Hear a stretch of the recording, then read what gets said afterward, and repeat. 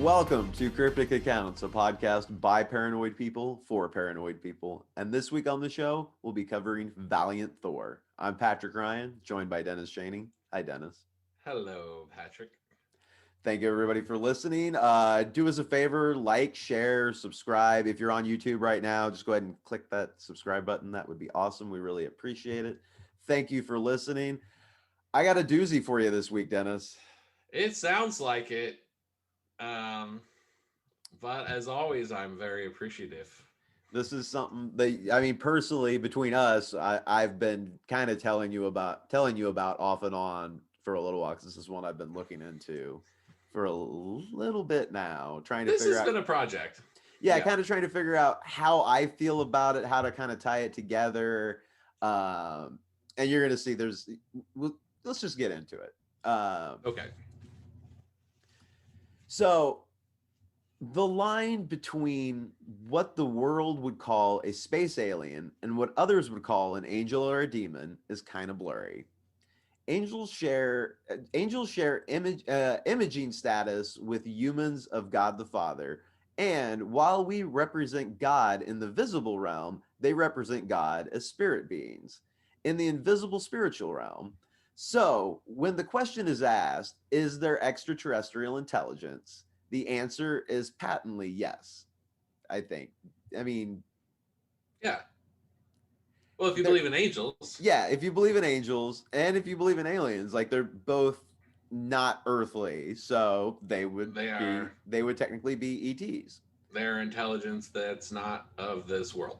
Yeah, and if you are of the Christian faith, scriptures are full of interactions with the two realms where agents of heaven come to our realm, such as Isaiah, King David, John, the disciple of Jesus, etc.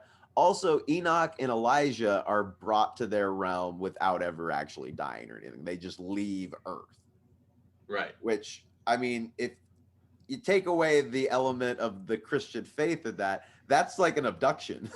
That's the way you want to go, though. I mean, yeah, but essentially, I mean, the book Enoch isn't included in the Bible, but the story of Elijah is, Well, where he gets taken up in a chariot of fire. right. But Which and we've also, oh, go ahead. oh no, go ahead. I was Sorry. just gonna say, and we've talked about in the past how it seems like possibly aliens or whatever these beings are kind of use whatever type of vehicles would be familiar to people at the time, but are more advanced. Well, right. Well, also the book of Enoch's not in the Bible, but Enoch never dying is in the Bible. Yeah. Oh, I guess that is true. Yeah. Sorry. You're Yeah. right about that. Okay. So there's a spiritual quality to the reports of alien encounters, which supports the notion that maybe we're dealing with the same creatures described in the Bible. Could it be that alleged alien encounters are actually modern interactions with aliens or demons? There's one case where an alleged space alien by the name of Valiant Thor who claimed the name of Jesus. He claimed that he was Jesus? No, he claimed the name of Jesus. Like he's real. We'll get into it. Oh, No, he doesn't say he's Jesus. He Okay. professes Jesus. Okay. Like a belief in Jesus. He believed in Jesus. Okay. Yes. So alien and UFO experiences are not known for their wholesomeness. So this is kind of an outlier of a story.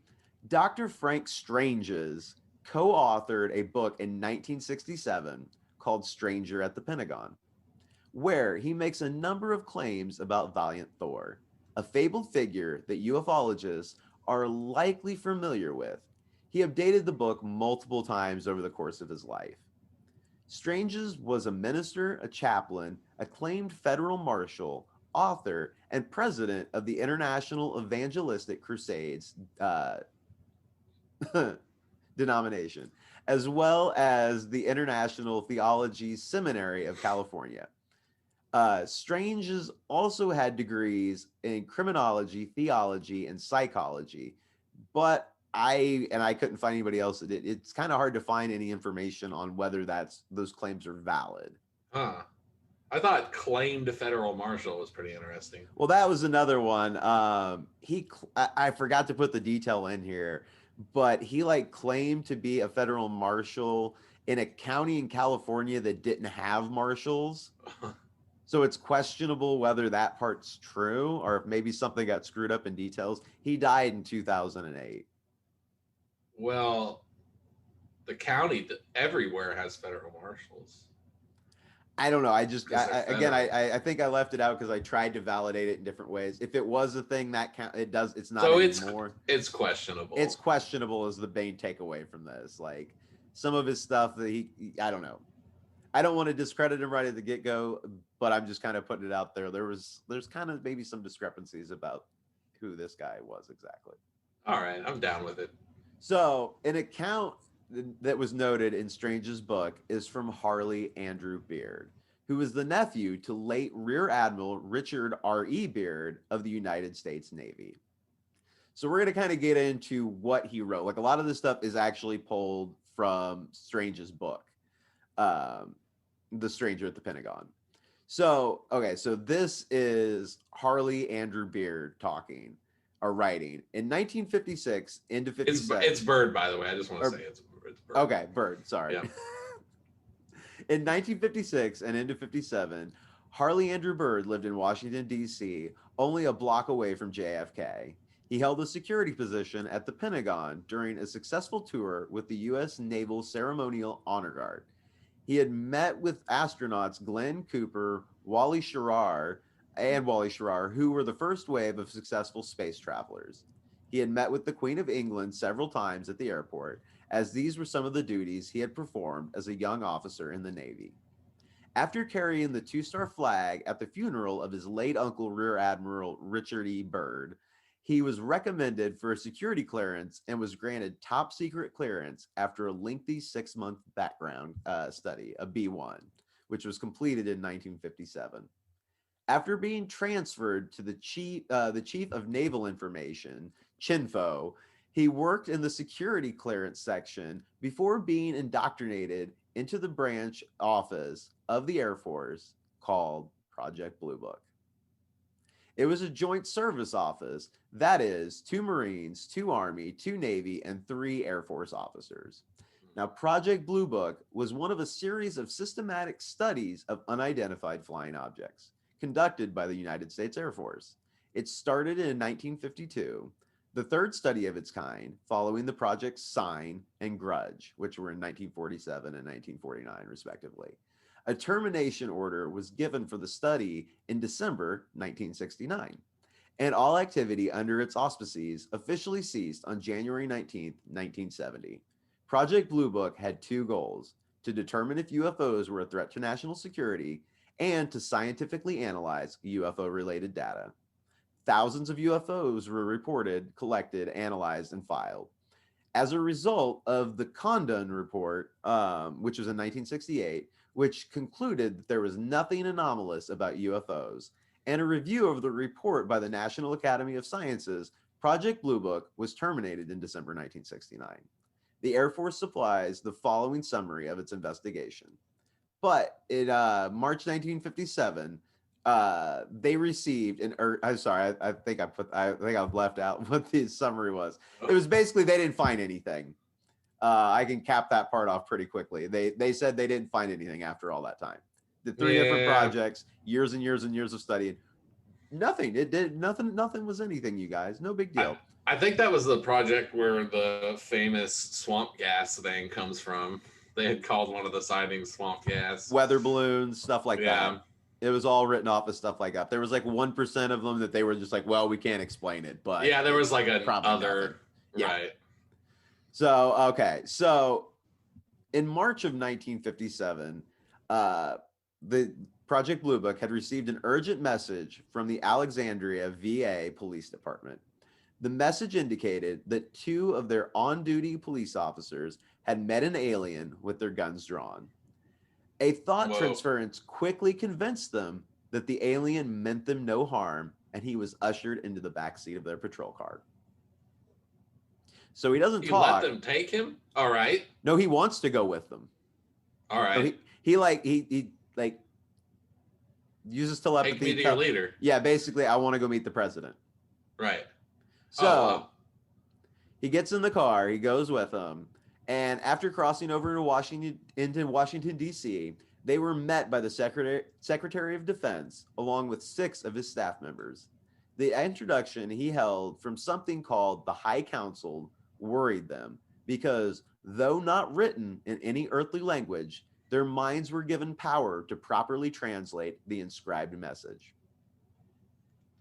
That is very spiritual sounding. It is a little bit, isn't it? Yeah. So, after transferring to an underground train, they sped towards the White House. 6 officials, 6 armed guards, and 3 Secret Servicemen escorted Val into the office of President Eisenhower.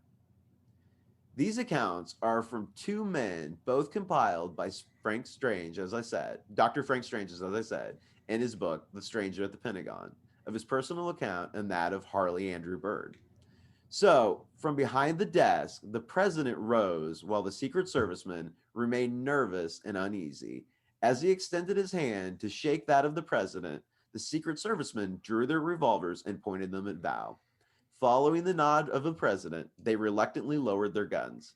Standing in front of his desk, the president said, "Of course, you know we have suspended all rules of protocol. I have a good feeling towards you. Please, sir, what is your name and where do you come from?" "I come from the planet your Bible calls the morning and evening star." "Venus," the president said. "Yes, sir." "Can you prove this?" "What do you constitute as proof?" The president quickly retorted, "I don't know." "Will you come with me to my ship?" Val asked him. He answered with a quizzical look and said, "My friend, I cannot come and go as I please. There are others to be considered. There are committees to be consulted and security measures to be adhered to. Please spend some time here with us. Let's get better acquainted, learn more about one another, and perhaps soon, real soon, well, we shall see." Ooh, did Eisenhower take a trip to Venus? No. Well, not right now anyway. At that moment, another gentleman rushed into the room. It turned out to be Vice President Richard Nixon. "My name is Valiant Thor," he said to the vice president and thrust his hand without hesitation. "You have certainly caused a stir for an out-of-towner," Nixon said. The vice president smiled as he continued. "Of course, we are not totally convinced of anything just yet, but suffice it to say, we are checking and double-checking everything you say and do. When Sergeant Young from Alexandria radioed in and stated that you had just landed in a flying saucer, we thought Sergeant Young had flipped. Say, were you in that UFO flap over Washington? You certainly had us all in a dither if you were." Huh. Do you think like his real name, like his mother named him Valiant Thor? Or do you think this is just like he gets to pick like a cool name because he's coming to Earth? Like, I don't he's know. like, You're going to find the rest of his crew has pretty normal names. like I'm sure that if they were aliens, that's not like their real names. I don't know. That like their code names or maybe. He's like, "I'm Bruce Wayne." Like maybe everybody else in the crew. The rest of the crew. I'll end up repeating it later. Let me see if I can find it. The rest of the crew's names are Dawn, Jill, and Tanya. Don. Donald from Venus. Nice to meet you. Yeah. So I don't know. Maybe that's their names. Maybe it's not. So, after assuring them that this planet had been under close scrutiny for hundreds of years before the 1945 bomb blast, with his special letters still in the slightly quivering hand of the president, he was requested to follow the Secret Service back the way he had come. The meeting lasted for nearly an hour, and then the alien visitor was put on VIP status and was shuttled back to the Pentagon, where he spent the night in the Army reception office on the first floor near the concourse. He would later be set up in what was described as a very upscale apartment within the Pentagon. There were many occasions during which he teleported himself in and out of those quarters, often exercising trans imagery to cause the security guards to visualize his face on a non-existent ID badge. Whoa. He's a Jedi, man. They got mind powers. Basically, that's the way it appears. They're able to deceive human eyes. You'll find that he does this at other points, and not just for him, for other people, like creating ID badges when they walk past security guards or making people not notice him completely. Yeah, I don't think this is the best idea to just let this dude in the Pentagon. They should have put him up somewhere Did you not hear what I said? He literally teleports in and out of the Pentagon. They I couldn't stop know. him. They couldn't stop him if they wanted Even to. if they wanted to, that's true. Yeah, I guess it's to keep your friends and enemies close or Which whatever they say. again, a kind of a spiritual element to what's Oh happening yeah, there. Like, walking through walls and yeah. yeah. So soon after his arrival, together with three members of his crew, he joined a convention in the backyard of a home of Mr. Howard Menger in High Bridge, New Jersey. The month was April 1957. A certain group of individuals who were interested in UFOs were meeting that day. Val and his crew members, Don, Jill, and Tanya, had changed into the same type of clothing worn by their Earth friends. The meeting was very interesting, and these people were on the right track. He was dismayed to learn the undignified manner in which these people were treated by the press. Nevertheless, these people were pursuing their beliefs, and that was good in his mind. So, and you could see the picture up at the top. He looks like a very normal guy. He just looks like a guy. Yeah. So Val was invited to assist a number of scientists who were out working on medical projects directly associated with the space sciences. His allotted time to acquaint the leaders of the United States with his suggestions was limited to 3 years. Why, I don't know. He never gives an explanation. He can only be here on this particular trip for 3 years, though. During this time, and all his help with the scientific research and stuff, he refused to advise them regarding what he called a bomb in the sky, which we would later know as the Star Wars system. Oh, weird. So they were trying to do it back then, and he didn't want to help them. Right. And the whole he's like I said, he said that we'd come up on their radar. They'd been here for a long time, but it became more of a concern when we started with the nuclear bomb. So he's not into weapons. No. So back to kind of Thor's appearance. Thor, although I couldn't, no pictures that I could find, the handful of pictures that there are that are supposedly him, I can't really tell in any of them, but he supposedly has 6 fingers on each hand.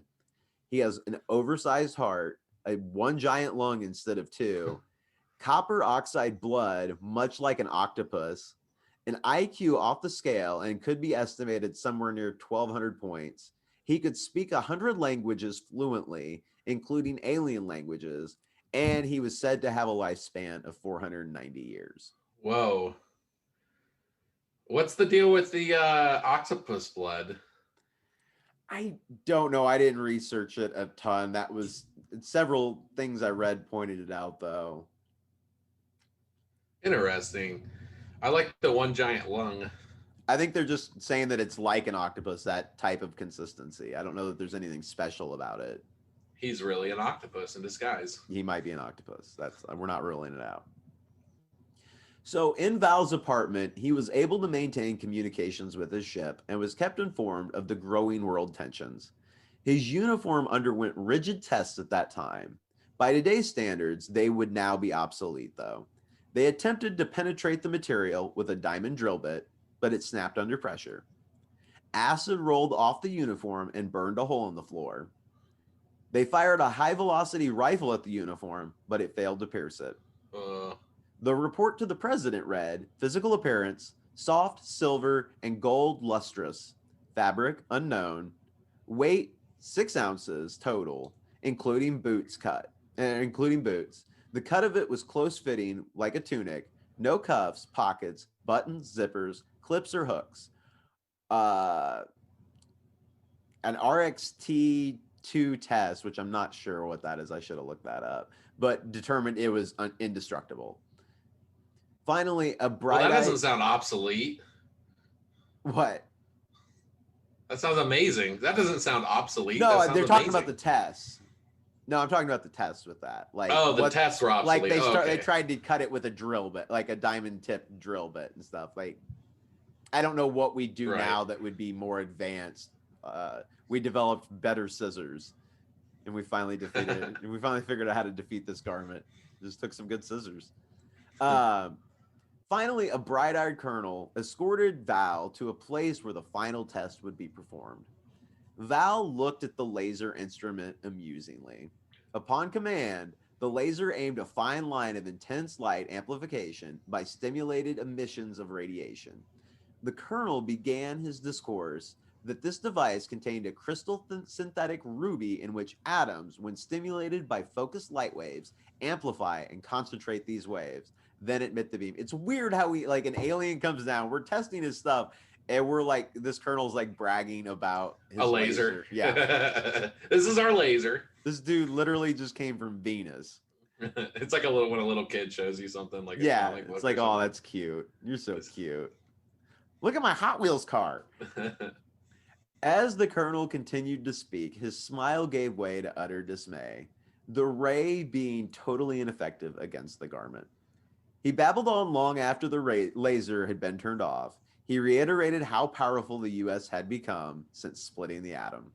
He gave Val a lesson in atomic fusion as well. Like Val don't know these things. Come on, Val don't play. I mean, so, and I don't know if I mentioned this all. Oh, yeah, I did mention that Dr. Frank Strange was a minister as well. He was an evangelical preacher. And as well as the other groups that I'd studied for him, he started the internet. Or I told you about that one, the International Evangelism Crusades. Yeah, what a weird two things to put together. And they still exist today. They have no website. They exist in California, though. I might try and contact them, but there's very little web presence of any kind. It appeared that his daughter, I believe it was what I'm assuming was his daughter, is still running the foundation today. Or this group. What I don't know. What do they do? Are they a church or kind of? You're gonna find out. I don't know. I don't want to call them a cult, but it definitely, what he believes kind of morphs over the years. Like, as far as it starts out from this. We'll get into it. Well, I'd assume so. Yeah. Yeah.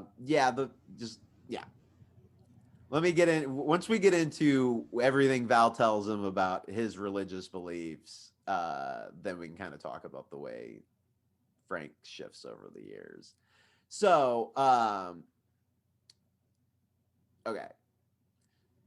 So back to Dr. Strange's book. He wrote that Nancy Warren, which was her code name.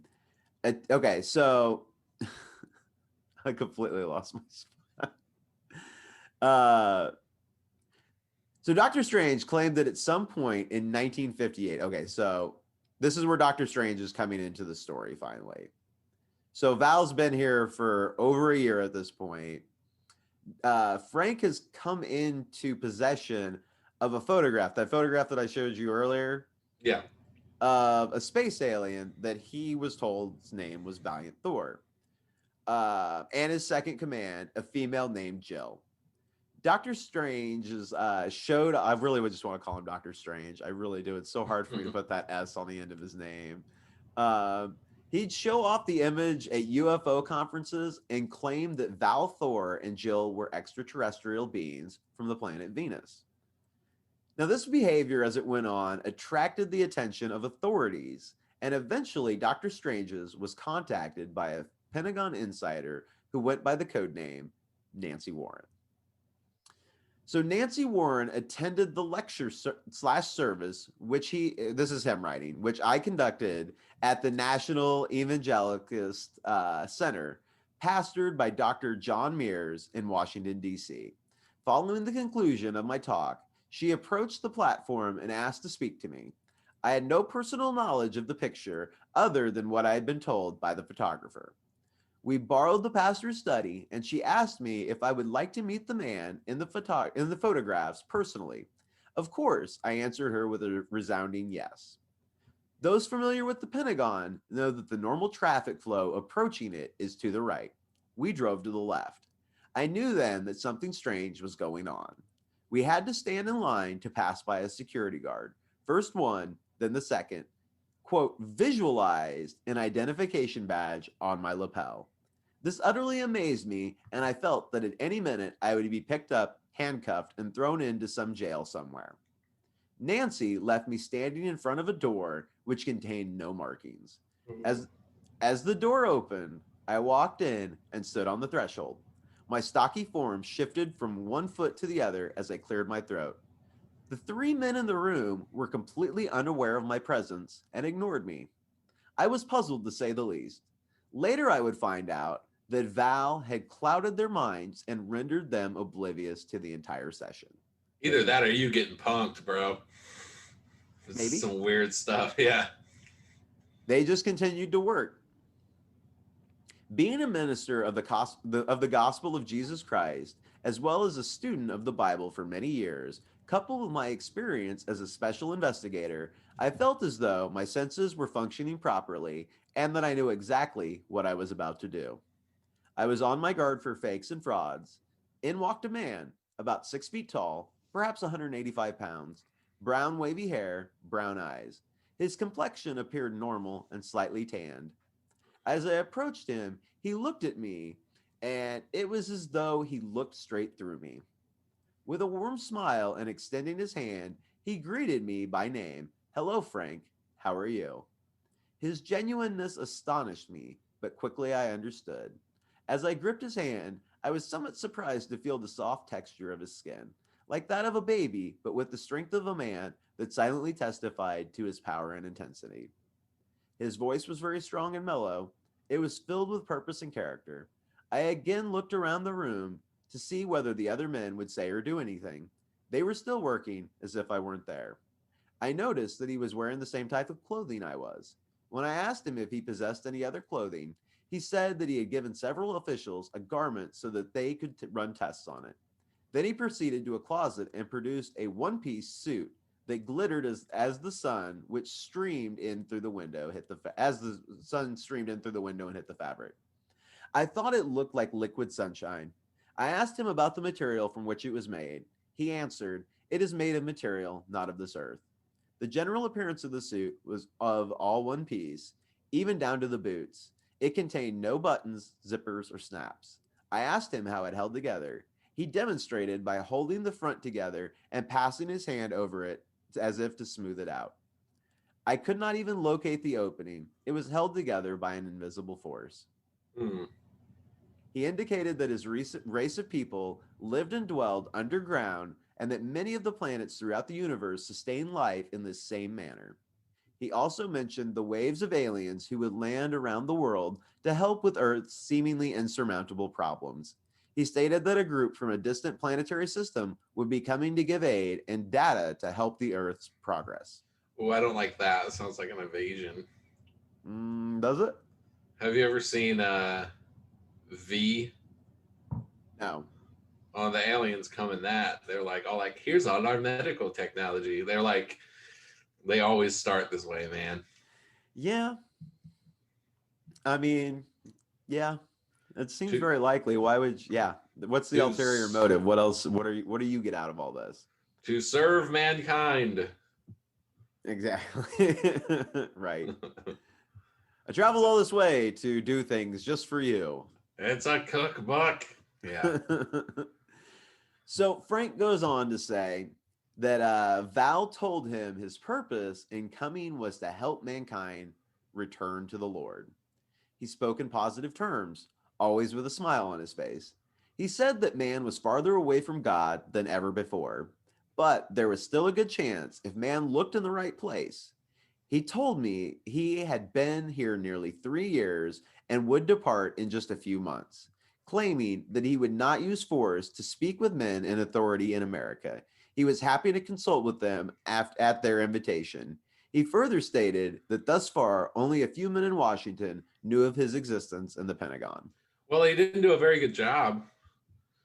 What do you mean? If his job was to like bring everyone to Jesus. Well, he's saying he won't force it on anybody. Like he's met with the president and the like top people, and they said no, we don't want to do that. Basically, Okay. so few leaders had availed themselves of his advice during the past 3 years. He felt there was still so much to do, and yet his time of departure was getting near. He told me that Jesus Christ would not force men to be saved from their mistakes, even though he had already made a way for mankind to be redeemed through his shed blood. When I asked him where he was from, he replied, "I am from the planet that is called Venus." I asked him how many visitors are from Venus presently. 77 of us walking among you in the United States. We are constantly coming and going. Ooh. Also 70, I mean, that's a very biblical number as well. Yeah, that's a very symbolic Yep. type number. So he goes on to say that during the next 30 minutes, Val told me things about myself that even I did not know. Later, I was able to verify them with my parents and grandparents. He gave me information regarding the gravitational pull of Venus in comparison to Earth. I was informed that the abdominal muscles hold flesh firm against the mild gravitational pull, which is 3/20ths less than that of Earth. He gave me information which would be revealed to others over a period of years. The only thing he said that troubled me was his use of the expression, when the time is right, in response to my question as to whether or not I would see him again. That is quite ominous. Yeah.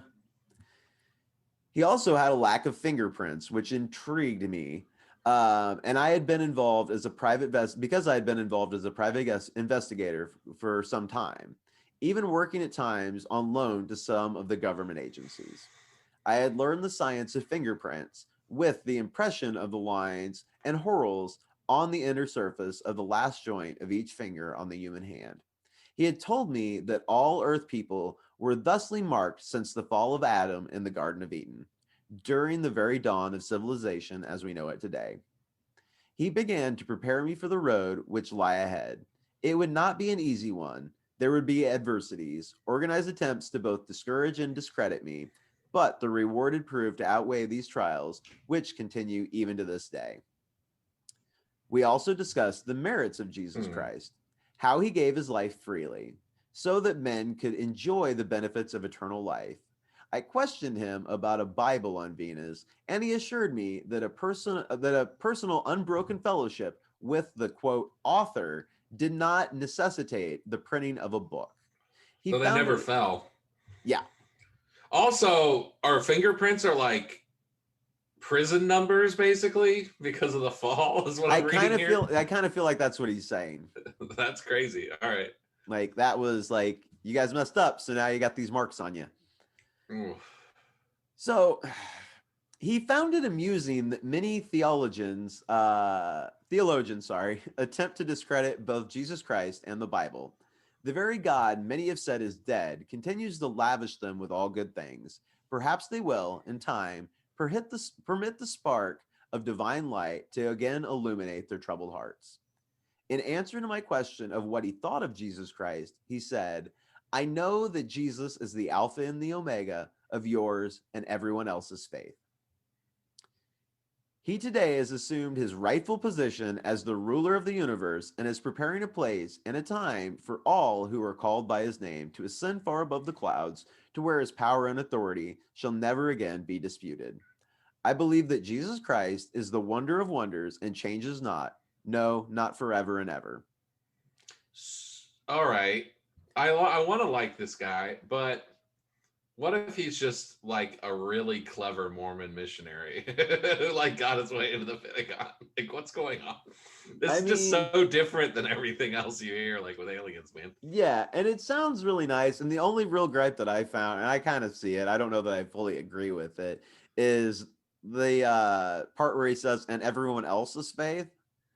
Like, this either is speaking of like a universalism kind of religion, or maybe he's intending it to mean like everyone in the universe except for humans, which I kind of think of it as the second way, I think.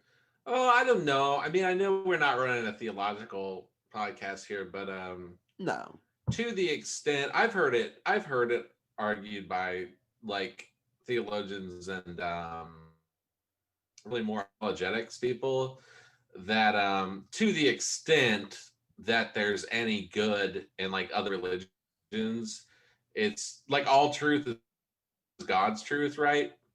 So like if you're Hindu, for instance, and there's good stuff in Hinduism, to the extent that there's good stuff in Hinduism, it's because of God's truth. So like everyone's looking, you could say everyone's looking for Jesus. They might just be going a really, really long way about it. You know what I mean? Like that doesn't mean that you're going to get saved by Hinduism, but you could say that to the extent there's anything good in any religion, it's Jesus. Yeah, I think I follow what you're saying. Yeah, So it's not universalism. It's more saying, yeah, go ahead. Strange I know that was a really weird roundabout. Stranges goes on to say, as Val spoke these words, my heart burned within me and tears filled my eyes. He turned to the window and said, Frank, it will not be long. Contend for the faith, and you will never miss the mark. I asked him if there is life on other planets, Well, which is duh. weird. Which is weird because he's telling you he's already You're from another talking to planet. a Venusian. Yeah. So his He reply, also said there's other planets. yeah, I mean, but anyway, he asked the And you get question, one question for the alien. All and you right. asked him if there's aliens. Uh, so his Uh, reply was, "There is life on." Frank. His reply, "There is life on many other planets of which people on Earth know nothing. There are more solar systems for which man has not even given God credit. There are many beings that have never transgressed the perfect laws of God. Man does not possess the right to condemn the whole of God's creation because he himself has broken the perfect laws of God through disobedience." So this You know, sounds what? yeah, I mean, I guess that's possible. We had a choice. You know, if there are aliens, I mean, I guess it's theoretically possible that they had So, a choice. And, so you to me, know, it kind of sounds like he's basically saying like humanity's kind of roped off from most of the rest of these other creations that are floating around out in the galaxy. see, this to me, though, I almost have more of a problem with this, like if we're gonna like nitpick what he's saying than the other thing, because first of all, doesn't Genesis say that the whole of creation is corrupted because of what we did? Yes, but the argument would be like, is that just referring to our creation? Like our earth. Yes, because He's like, don't put that on me. well, because basically that's what's happening in the Bible is just the creation of Earth, like that. Right. So that's what I take it to mean. Yeah. Okay. Also, just in his like world, in like Valiant Thor's world, was Jesus just the dude who came to Earth, or did he like go everywhere? That part is well, no. Well, he does clarify that they didn't ever break the law. So I mean, they know of Jesus, but they don't know him the same way as we do because they didn't need the savior aspect of They're it. just like, oh hey Jesus, They what's up? didn't break Yeah, the law, so they've just like imagine if Adam and Eve had never broken. we'd probably be chilling with Jesus, right? Yeah, Okay, we all would right, already know who Jesus is. Like there wouldn't have been this unveil. You know what I mean? interesting. Okay, So that's what he's saying is like, yeah, but just because you guys, he's basically saying like, just because you guys screwed up, why you shouldn't assume that everybody screwed up. Like, yeah, we're actually, that's why we got all the stuff we've got, is what I'm hearing. Like, it is fascinating. It also though dangerously it puts them like above us. yes. So it's like, yeah, all right. And that's again a perspective that we could really go off into some weird theological I know this is fun. holes Yeah, here. I want to talk to Valiant Thor. We should have him on. I'm gonna see if we can get to we'll get to that. We I got a strobe light. We can point it at Venus and like, try to send a message. well, we might be able to get in touch with him here on Earth, honestly. I mean, he's probably only like in his 30s by now. I mean, since he lives to be 490, Well, it's yeah, only we don't been know like how old 60 years. well, based on yeah, we'll get into some of that. Like they get yeah, he's still around. He's still around. Sure, he is. So Frank went on to say that he asked Val what he would do if the military prevented him from leaving on the appointed day. He simply stated, quote, Frank, do you remember one day after Jesus arose from the dead? He had gone in search of several of his followers. They closed themselves into a locked room, and suddenly they saw Jesus standing in their very midst. He then smiled and looked at me as if to imply, need I say more? Right. So as I turned to leave the room, he said simply, "Please keep your faith and leave the same way that you came in.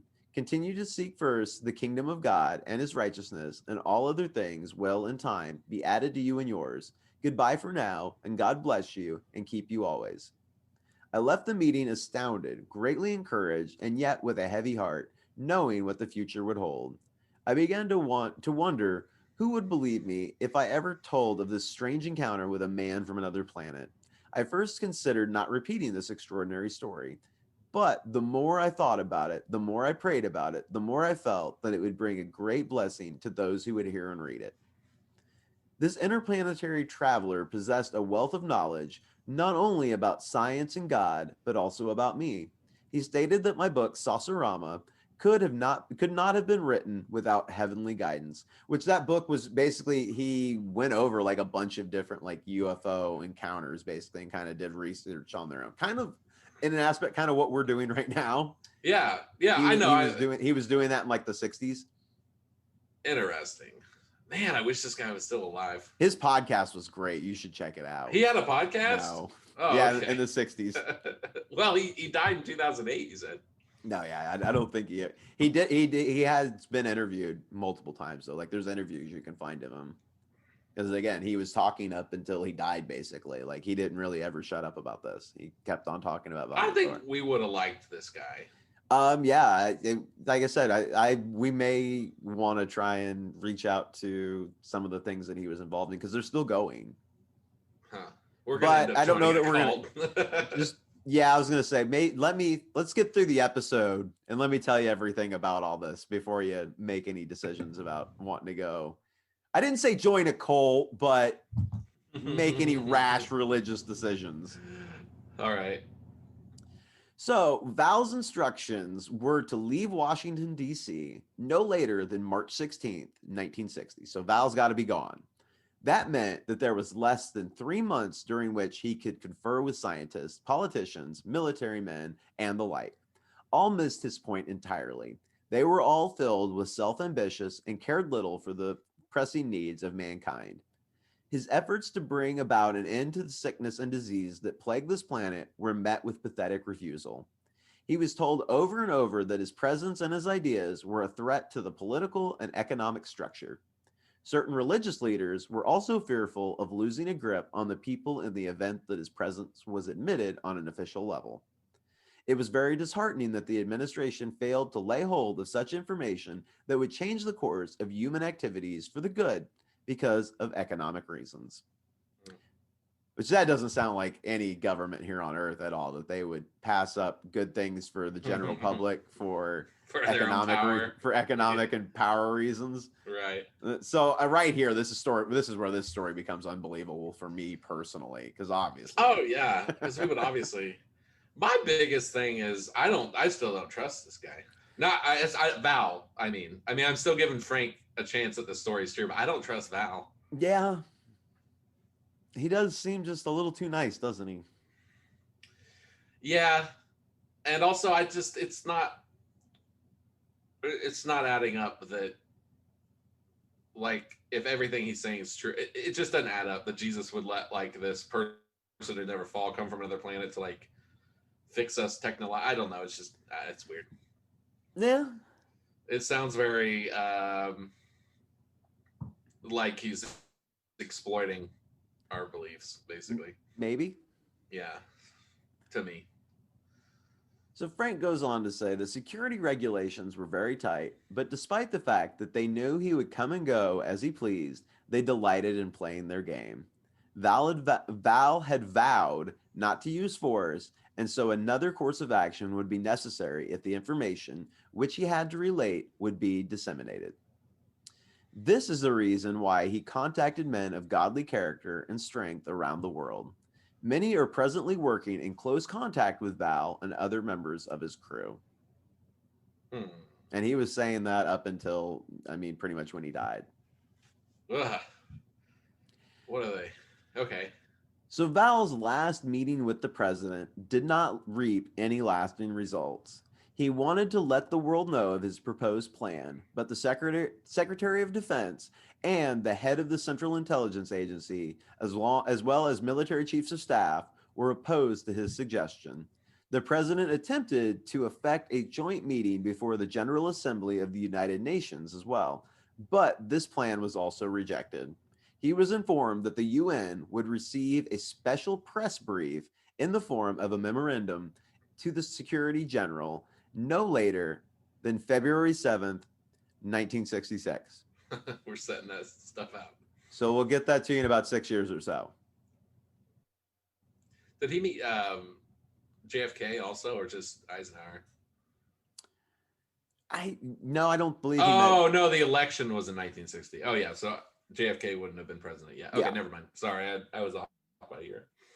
Yeah, no. So these leaders of the U.S. government argued long into the night, fearing that if the people of this nation learned of the plan Val was offering, they might choose to follow him instead of them. When a man feels that his personal peace and tranquility may be threatened, the human reaction is always that of swift self preservation. At one point, the vice president insisted that the pressure boys allow the president to make the choice. He was vetoed without even a chance to complete his statements. Oh, poor Nixon. Yeah. Yeah, but I don't know. I mean, to be honest, if I was a general, I mean, I know they sound like the bad guys in the story, but I don't know if I'd be much different. I mean, you don't really know where this guy's from or what's going on. Like, you just gonna like hand the world over to him? You know, he landed in some ship that you can't explain. You know that much, and he can teleport, and he can make it so that you can read strange writing on odd paper. Isn't that lying? What? Isn't that lying? If you like have passports that you make people see that aren't there, and well, that's just for fun, though, Dennis. I mean, if I was sitting in a big room, we're like, what do we do with this alien? I'm not sure if I'd be like, well, we got to let him rule the world. I mean, I'd probably be like, we got to keep this hush hush for a little while until we figure out what's going on. Yeah. Maybe I'm just a bad guy. I often think you're pro CIA right now. That's fine. I know. That's cool, Dennis. That's okay. I mean, when it's in your lap, I mean, it seems like the prudent thing to do. Well, you can't just be like, here's our new overlord, guys. I mean, that's but the thing is, he could go out and publicly do this on his own. So, like, if he wanted to get everybody's attention, he could. Right. That might be another reason. Like, why should we help him? Yeah. I don't know. Some might argue that's like inviting something in. Maybe that could be an argument. Yeah. Right. So, Frank goes on. World conditions were not growing any better.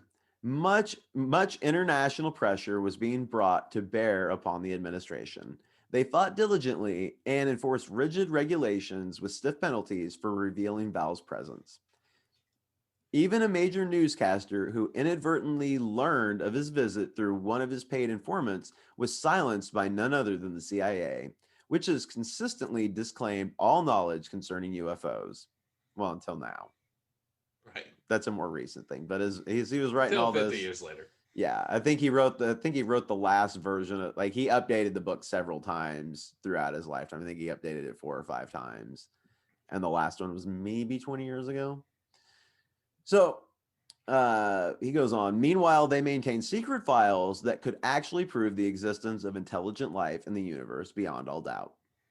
The morning of March 15th, 1960, saw Val meeting with Nancy Warren, who would continue to work inside the Pentagon and be one of his contacts in the Washington, D.C. area. She would continue communications with others who would become part of his Earth contacts. There are still to this day many adversaries to human freedom. These parasites have embedded themselves in all phases of human society and will never be exposed except by extraterrestrial intervention. There are confused individuals who have perfected a saucer-type aircraft. Some of these are the result of an attempt by some to institute a master race. Remnants of this group still exist. These craft, which they designed, are still seen from time to time in areas of South America, where some of those involved in the original plans still reside. These should not be confused with the spacecraft originating from other worlds or those coming from the interior of this planet. Okay, hold on. So this is Nazis, right? Yeah, I was waiting to see if you were going to pick up on that. Okay. He's talking about Nazis. I'm pretty sure he's saying Nazis had flying saucers. Is he saying that the Nazis control our government? No. Okay. He's saying that when you see flying saucers, it's probably the Nazis. It could be the Nazis, especially these ones in South America, because they're still hiding. He's basically saying there's Nazis in South America. They got some UFOs. Those aren't extraterrestrials. Those are just white supremacists with some UFO technology. How do they know this guy's not a Nazi then? Who? How do they Val? know Val's not like a secret? I guess that's true. Maybe. Again, we go back to the teleporting and stuff, though. Like that's pretty If you advanced. got a UFO, Well, maybe. You're right. Maybe. Maybe some. Yeah, I don't know. is a Nazi double agent trying to act like an alien. I guess. He called himself Val. Well, all right. That's more a Nordic name. So is Thor. Yeah, but they, the Nazis were all about like the Yeah, old gods and stuff like that. that's like, true. Maybe he is. He might have been a Nazi this might be actually proof that we have Nazis. Well, there's still parts you can't explain. Making the badges appear, like he does a lot of stuff. I guess maybe though, if you had enough telekinetic power, maybe. This is pre MK Ultra. Maybe they had like neurotoxin gas or something that made people like hallucinate. I hadn't thought about that. Maybe. Like I bet if you were 50 years ahead, so let's say the CIA today, if they could go back in time, they might be able to convince people with all their tricks and stuff in the 50s that they're aliens. All you got to do is make them feel real funny and like maybe. Tell them, yeah. Oh, okay. I'm interrupting. Go ahead. No, I'm you're getting off fine. on a tangent. I knew I knew we were going to talk about that for a minute. Like that's why I definitely mentioned that he's talking about Nazi UFOs. For real. So he goes on to say, nor should the occupants of craft originating from other worlds be confused with those evil messengers who do not originate from the earth, but were cast into it after the first war ever recorded. Which I think he's talking about the fall of angels. Or that would be demons. Yeah, that would be demons. Fallen angels. Fallen angels. Yeah. They are in league with earthly low grades who have condemned themselves because of their own choices. Okay.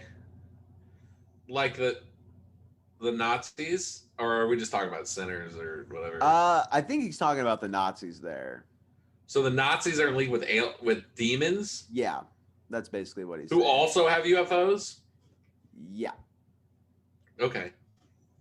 Well, I don't know if the demons have UFOs, but yeah, I guess they do because they're the crafts that are coming from inside the earth. So yeah, apparently, which I've been thinking about this. Okay, because we know, like, in all this belief, God is the only person that's like omnipresent. So everything else has to travel. So if an angel needs to get to the other side of the world, or a demon needs to get to the other side of the world, they have to travel by some mode. We don't really know how they get around. But they're spiritual. Can't they fly or something? I don't know. Yeah, you're right. We assume they can fly, but what if but again, they're only going to be able to fly so fast. So maybe they can fly, but what if they can only fly 50 miles an hour? But they could go to another planet and build some stuff that makes it so they can travel at almost the speed of light. They're still not God, but they can move a lot faster. Yeah. Okay. And then they want to get to the hateful Nazi stuff going. So they're like, hey, look at these things we've got. We're going to show you how to build like lesser versions of them, essentially. And so you've got these crazy UFOs, but the Nazis never made it far enough along to really start rolling that stuff out. Like, I wonder how much. I just think of demons and angels as non-physical. But they interact with things physically. If you look in the Bible, there's interactions where they sit down and eat with people. They go in people's houses. They stay the night with people. They're physically touchable. So they interact on a humanly level. Like 10,000 of them can fit inside your mind also. So it's not like they're purely physical. No, yeah. Yeah, okay. Oh, yeah, I think, I guess you're right. I guess the demons could be like, let's go to Jupiter and build some spaceships. Yeah, I guess that's possible. Because I've been thinking about this the more we've been talking about how, like, especially like with the like alien hybrid theory that we've talked about, and like people getting abducted and like trying to steal souls and stuff like that. Like, okay, if they're creating this ship, they might have some other use for this. Like, right. Like, I think a lot of times because we don't fully understand them, we give more credit maybe than is due to like angels and demons, like natural abilities, as opposed to the tools they use as well. Because we know that like the Bible talks about like archangels having swords. That's a tool. Why if it's this completely spiritual, magical, whatever you want to call it being, why does it need a physical weapon?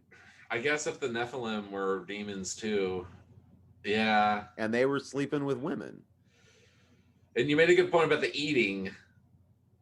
So yeah, well, I mean, I'm on board with the whole aliens or demons thing, but I guess I always assumed maybe a lot of it's going on in another realm, not necessarily like in an actual ship. You know what I mean? Like I always figured that was like a smoke screen. But I guess, but you're making a pretty strong case here. But again, you have to travel within that.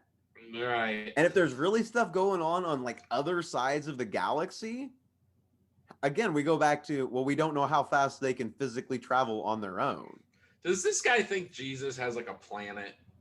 Like, is he one of those people? Okay. All right. No. Never mind. All right. No, heaven's its own thing. And I don't really get into that. He wrote other stuff too. So we'd have to kind of, again, there was so much stuff about all this. Like it was. All right. I'm still open-minded then. Go ahead. We could probably do a whole episode just on like his further beliefs past this and everything, honestly. And just because he did so much stuff. Yeah. He's like, welcome to my church. Here's a picture of an alien. You're like, what? I just came in here because yeah. Also, Jesus loves you. And the Venetians say so too. Yeah, the Venetians say so too. So on March 16th, 1960, Valiant Thor dematerialized and departed from this phase of his earthly mission. His next stop was the outskirts of Alexandria, Virginia, where his ship had landed and his crew still awaited his arrival, hidden by a wooded area. As his craft rose slowly, a number of people stopped and pointed excitedly in his direction. Others stood motionless, transfixed by the sight which they beheld. He felt such a tremendous feeling of love for all of them. There was no panic in them, just curiosity and a strong desire to know more. Then, as the U.S. Air Force jets were scrambled, and with the force field now in full use, the planes darted past the ship, unable to see them now. Even ground radar lost them on their equipment. Confusion once again reigned. It's like the end of E.T. So we tried to stop him. Like, no, Val, wait. I don't know what. I guess because they don't. I mean, he didn't say bye. He just dematerialized and then was at his ship.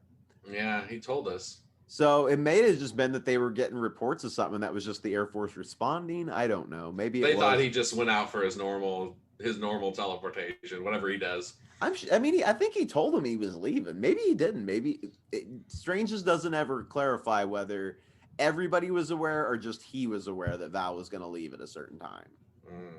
Did the CIA ever harass Frank? Well, I mean, that's how he got to the Pentagon in the first place. Was the Pentagon reached out to him? Well, Val supposedly heard about him, that he was going around talking about him, and then Val told whatever the lady to go get him. Okay. The CIA, past this, nobody really and nobody comes out and says he's lying either. Like he never gets discredited from anybody official. They don't say anything. They never acknowledge him. This might be one of those things where, like, if this really happened, like that Frank is the discrediting. Like they found some random preacher who also wrote a UFO book and they tell him the whole truth. And then they're like, that's their way of discrediting it. Like they shut everyone else down, but they keep like this one dude that everyone's going to think is crazy. And they're like, no one will believe this now because anything that comes out will just be like, that was Frank. I mean, that is kind of the way they like to do things, is throw out, 80, 90% garbage and then like 10 to 20% gold and then go, figure it out. Anybody who talks about all this looks stupid. Yeah, if you give it to this one random preacher, then they can always say, yeah, that guy's insane. And then, and then they can keep files. Yeah, anyway, keep going. Yeah. We know how to do it. Yeah. So Frank goes on to say that upon returning to his home planet, Val advised this Council of Central Control of the results of his Earth visit, which the Council of Central Control, if I haven't clarified clarified that that's like the ruling party on Venus. Like they make all the decisions. Like they are some sort of a universal council. They like do a bunch of stuff with other planets. Like they're kind of it's according to Val and what Frank says about him, they're kind of a benevolent group. Like they want to help other races and stuff, which I think I get into that a little bit later on the different kind of subsects. Anyway, so he talks to the Council of Central Control and tells them about his results on Earth, including the failure of the leaders of the United States to take him up on his offer of advice and assistance to the human family. He was given the following instructions by the Council: to mingle with and become as Earth people, to work and labor in Earth enterprises, to help those who encounter possible threat or danger while striving for world peace, to give them advice and guidance, to entrust with superior knowledge those who have proven themselves, divulge and to those who have proven themselves, and to divulge the essence of their mission to the collective national leaders of Earth, only when the time is right. And to jump forward, even members of Eisenhower's family, including his great granddaughter Laura, insist that the stories of Val are true. And she's actually into a lot of paranormal UFO research stuff. Really? Yes. Is she still kicking? Yep. She's not super old at all. I would kill to talk to the granddaughter of Eisenhower. Was she like alive back then? Like did she know her grandfather? I didn't get into all that. I just kind of verified who she was and that she was actually involved in all this stuff. And yeah, she's very heavily involved. She has a website and she's involved in some sort of a foundation or whatever. Man, I'd talk to her just to talk to her, not even for the show. I mean, she would be interesting to reach out to for sure. Yeah. So Frank went on later to found the National Investigations Committee on Unidentified Flying Objects and claimed to continue to have interactions with Val after he returned to Earth again. At one point, even visiting Val's command ship. Ooh. You want to talk about the command ship, Dennis? Yes, I do. Okay. So it's been stated in the past that Val Thor has a spacecraft that is on the water of Lake Mead near Las Vegas. Which we're going to get to it here in a little bit. I have a location, a general location. You told me to pull up a Google Earth. I was pretty excited about tracking this down. So, again, this is Frank talking later on in life. I think this is from one of the updates of The Stranger at the Pentagon. Like, I think because he kept on interacting with Val. He kept writing, yeah. He kept, but he didn't write new books really. He just updated and added to his original one, and then he would just re-release it. That's kind of interesting. That's kind of like almost like proof that he wasn't trying to, instead of releasing new books, you know what I mean? Like, yeah. Yeah, he's like, I want you to hear, you need to hear the whole beginning too, though. And this is just new stuff that I've acquired over the years. Right. It's like because you'd make a lot more money if you didn't do it that way. Yeah, because it's kind of confusing when you look it up because there's different editions or whatever. Yeah. So in referring to the ship, he says, then I saw it. An actual saucer-shaped vehicle was sitting on the water. I noticed a strange phenomena. The waves were gently rocking a powerboat tied to the rush mooring, causing the boat to rise and fall. However, I noticed that the spacecraft did not move. I was to be informed later that the ship was equipped with a pencil-fine beam that, when fixed on any solid object, kept the ship from moving even 1 degree from that fixed position. As we neared the ship, it glistened in the light of the sun that was beautifully setting rapidly. We sailed close to the craft with the motor cut off. Then an aperture opened, revealing 2 smiling faces. One man and one woman greeted me by name, took my hand, lifted me into the ship, and then reached down for Val. A short time later, the small power craft was also raised on board and stowed in a compartment where a much larger power craft was also seen. My Wait, first, they had like a fishing boat on their UFO. I guess, because it's like out. Well, it's because it's not on land. It's like out hovering over the water, so that people can't get to it. I'm assuming. Okay. Yeah, I know, but I was just picturing like a little boat, like with a little engine, like Yeah, it's got a little trolling motor on it. like you're just like trolling up to your UFO. They go bass fishing, when they're not busy on the ship. It has like a name. Yeah, Ugly Betty. Yeah. This is Spit the Rip. It's the Venetian's bass fishing boat. So he says, my first impression was one of great exhilaration and mingled with joy and excitement. I had read from time to time true accounts that had changed the lives of other UFO researchers and investigators. I have read many books that carefully outlined the experiences of those who had experienced actual space contact. But now it was different. It was happening to me. I remembered how my colleagues in the Christian ministry looked with disdain upon anyone who would dare relate incidents about space people, space vehicles, and such. But now I found myself caring less what anybody would possibly think of me because of my own experiences. I was there. I was ushered by these wonderful people to a room where I was requested to completely disrobe. I did so without question. I then walked through a compartment that resembled a shower, only without water. I felt a purifying sensation all over my body. I no longer required my eyeglasses to see. This is another phenomena on board the ship that was quite unscientific. I felt extremely good in body, soul, and spirit. After walking through the shower compartment, I was issued a white outfit that resembled what we could call overalls. The fabric was lightweight, just as Val's garment had been when he showed it to me at the Pentagon. However, it was a different fabric than his. Later, I was shown to my own guest quarters, which were quite unique. Again, no square corners. The color was pale blue, made even softer by the indirect lighting, which appeared to come from the ceiling.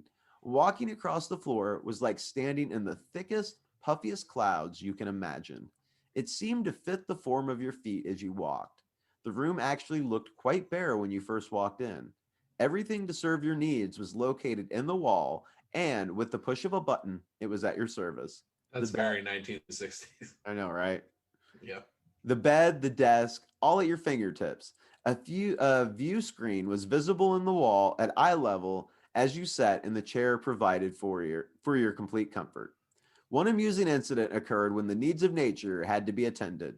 I went into the bathroom and was embarrassed to note the obvious absence of toilet tissue. Then it happened. I heard a voice within my mind, which I immediately recognized as belonging to Val.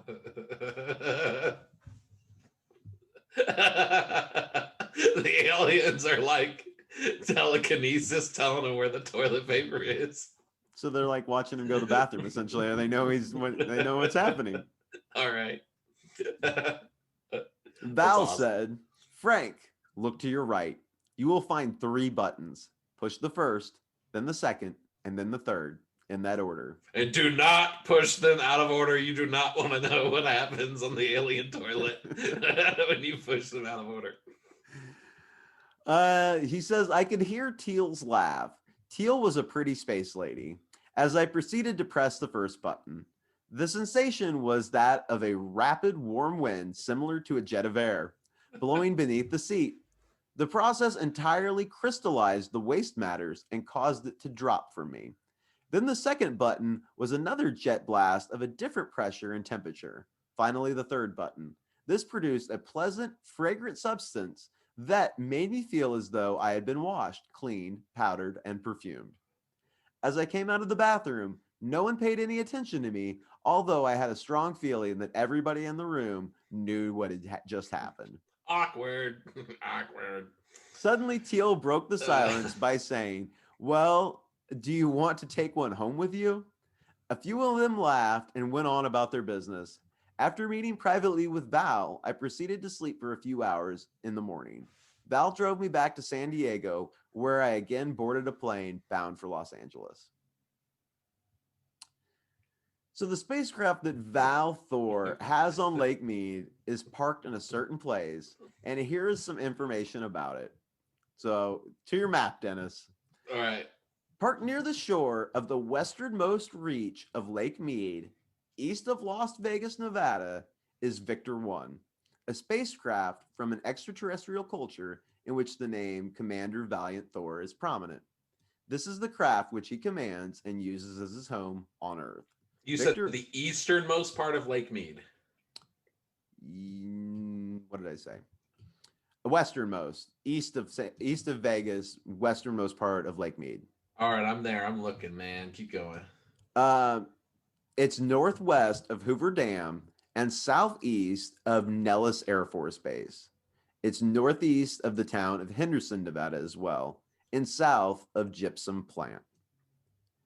As of early December 1988, it was just south of Las Vegas Wash, about a mile northeast of the junction of Highway 47 and 166. It can move about, though. All right. I'm there, man. I'm looking. I don't think we're going to find it on the map, but I mean, this seems to be the Oh, you just general- wanted to let me see. Oh, okay. All right. Yeah. I was just going And to we'll include this link for the location in the show notes, right? Yeah, if you're listening on the podcast and you want to see that, yeah, if you're watching on YouTube. Do some UFO hunting. Hopefully I just did something really cool with the map and you see that right now. Oh, I'm sure it's scrubbed, man. If it's yeah. No, I don't think you're going to. Well, it's invisible. Oh, that's right. So even if it's still sitting there, you're not going to be able to find it. That's right. Okay. Well, thanks for giving me these map coordinates for the invisible UFO, Patrick. Well, is there anyone in the room with you right now? Oh.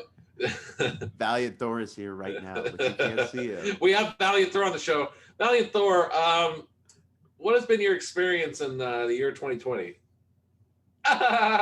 Thanks, Valiant. Just an hour and a half interview with someone you can't see or hear. Yeah. So this is obviously an older account, but Victor 1 was in that vicinity for like 11 years. There are other Victor-class starcraft which have been observing Earth for thousands of years, though. Several thousand people on Earth know of Victor 1. Approximately 2,000 U.S. government officials currently in office, and again, would have been information that's probably 15 years old because he died in 2018. A limited number of people of Earth have visited Victor 1, including several scientists. No government officials have ever visited Victor 1, though. The Victor-class Sector A spacecraft of the Victor class is a 300-foot diameter discus, 20 feet. It's 22 feet high at the rim, increasing to 97 feet on the axis. The permanent crew is approximately 200. Its audiovisual laser-type camera can select and pick up any person's actions and words, as well as record them, all this up to a distance of 1,200 miles from the spacecraft. Okay. They can do some spying. Yeah. Plus, they're also psychic. So, yeah. It's unclear whether they can read thoughts. They can push thoughts into your head, but it's unclear whether they can read yours. Well, how do they know they got to need toilet paper? I think that's a watching thing. Oh. Again, they can watch. If they can watch you from 1,200 miles away, that means they can see through stuff. That sounds a lot more like the typical aliens, just playing a little nicer than normal. A little bit, yeah, doesn't it? I would have thought if we never fell in the Garden of Eden, we wouldn't need to poo. But I mean, that's just my own personal thing.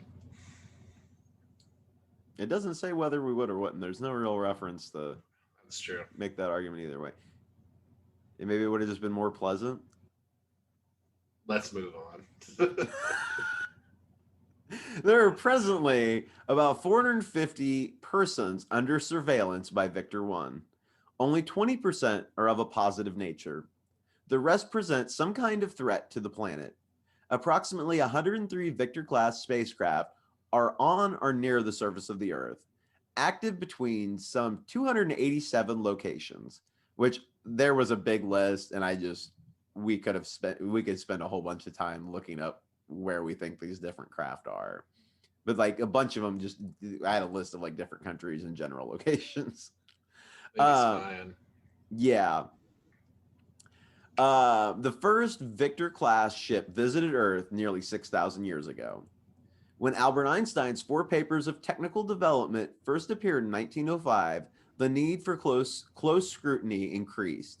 Deployment reached the present level of 103 in 1981 during the peak threat of nuclear war. All of the Victor class starships were carefully constructed on, or Victor class ships were carefully constructed on board the starship, which is like a mothership. There's a level compartment on the very bottom of the starship where these ships are constructed and housed until they are dispatched. The crews are carefully chosen, with the ranking officers being those who are considered seasoned to command such a ship. The design of the Victor class ships is constant. There is no variations. There are other scout ships that are smaller, such as the one which values to go to Alexandria, Virginia, and visit the Pentagon. So these have a capacity of 1, 2, 3, 4, 6, 8, or 10 persons. All of these are also constructed of the same basic material as the Victor class ships. The shapes vary. As a matter of fact, they have been built in every shape known to man. A mini-class ship with an elongated configuration in the shape of a torpedo is used to transport supplies. These are those which I think of cigar shape. That's our cigar-shaped craft, yeah. Yeah, so those may be supply ships, is what he's saying. These are those which have been seen coming out of the sides of mountains in California, Nevada, and Arizona. Bases inside these mountain areas house these craft as well. You may have heard of some of the stories the Indians tell of these bases. All of the Victor class ships have the capability of interplanetary travel if and when it's necessary. And just in regard to the mothership, I don't want to get into it too much now because I think we're going to cover it on their own. But I kind of wonder if these are some of the bigger things that we hear about, maybe floating around the sun and stuff. Yeah, and I know we've never gotten to that on this podcast, but We're going to. yeah, I'm putting something together. We're going to be talking about that very soon. There's some interesting, in case the listeners don't know, there's some big stuff that seems to fly around the sun and into the sun. And it's been going on for a while. Like far longer than we've been doing this show, we've been talking about. Oh yeah, we were talking about on our last podcast. We've been just keeping up. Yeah. And there's actually been some recent. Anyway, that we're gonna spin off somewhere else. But yeah, if you're into that, keep an eye on the podcast because we're getting ready to talk about some weird stuff going on with that soon too. Two things just occurred to me. Number one, it stinks that they never fell and they have to live underground on Venus. Two, are you aware? I had to Google this, but I thought I knew this. Well, the inside of Venus might be really nice. That's true. Are you aware that Lucifer is actually synonymous with Venus? Well, I didn't know synonymous. I meant to say something earlier, and I meant to note it when I was actually putting all this together. It did kind of irk me when he talked about that he was from the morning and evening star. Right. The morning star is where the name Lucifer comes from. Yes. And it's identified with Venus. Yep.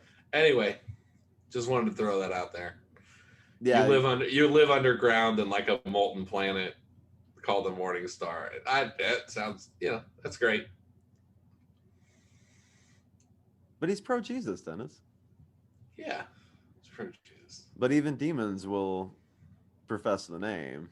Will appear as a angel of light if they yep want to. So as I'd said earlier, the total number of crew on a Victor 1 is 200. With Valiant Thor as commander, there are 4 crew members who serve in the capacity of vice commander. These include Dawn, Thawne, Teal, and the medical officer who is known as Doc. These commanders have been chosen to serve until further advised. The rest of the complement are those from the home planet Venus who have elected to serve under the direct command of Val Thor.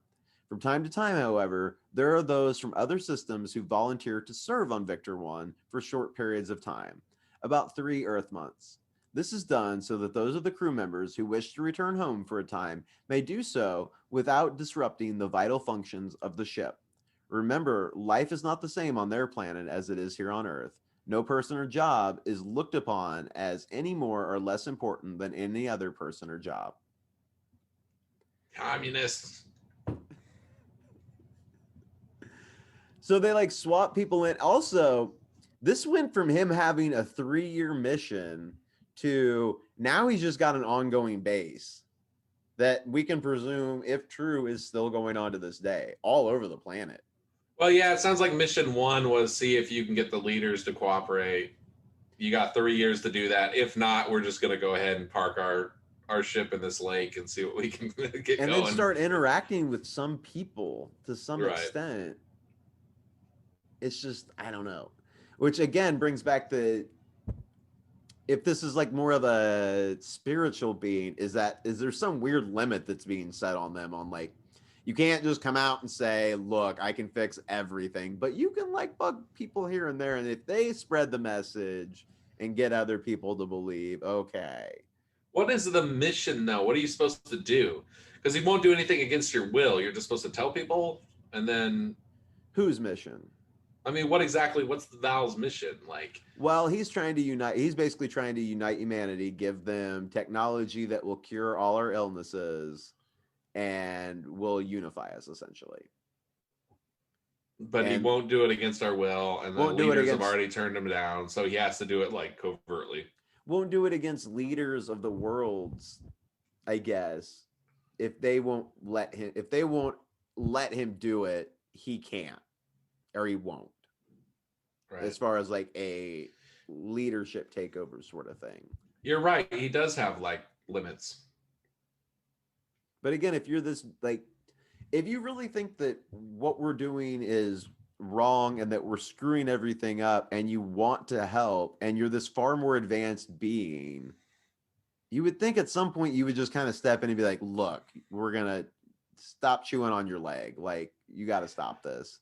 Yeah, but also, I mean, you know, to his credit, to this Venus demon's credit, like, I mean, Jesus, you know, like, people got to want it, right? Yep. Like, if they're not going to, like, do it on their own, you can't, you know, they respect our autonomy. We're not dogs. I mean, to use your dog analogy, I mean, they're respecting us enough not to just put a cone around our head and be like, all right, we're going to the vet. Like, they want you to want it.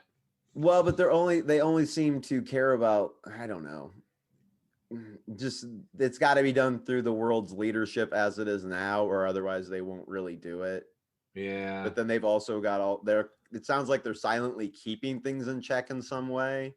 Powers and principalities, man. Like 80% of the people they're monitoring are like bad guys, according to Stranges here, basically. Yeah, I wonder who these 360 bad guys are.